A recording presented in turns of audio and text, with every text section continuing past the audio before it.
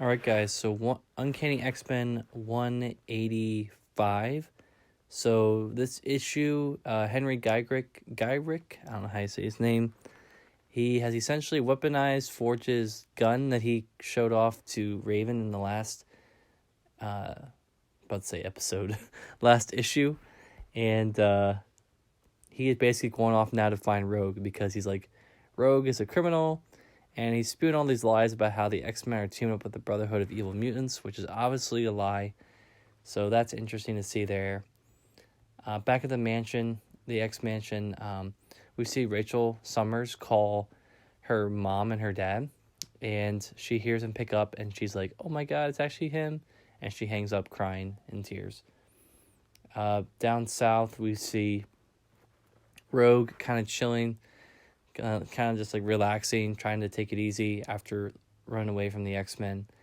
And Storm shows up and it's like, you need to come back. Like, you need to, relax with your powers and stuff like that. So Storm allows Rogue to touch her and absorb her powers. And this kind of sets off like a whole frenzy of like hurricanes and crazy stuff that goes on.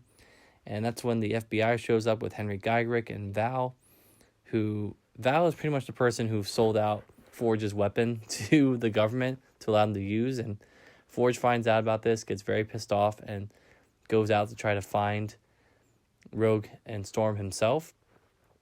And he shows up towards the end and actually tries to save the two superheroes, but it's too late because Guyrick tries to shoot Rogue and Storm jumps in front of it and gets zapped and presumably loses all her powers. And Forge gets really pissed off about this. He actually shows up after everything's settled down, and he's like, you've now... He's basically yelling at Guyrick, like, you've now turned the X-Men into your deadliest enemies yet, and what's wrong with you? So, this is a great issue, very action-packed from start to finish. A lot of tension going on here. You can just see that the scale is starting to tip a little bit here in terms of where this book is going, and I love it.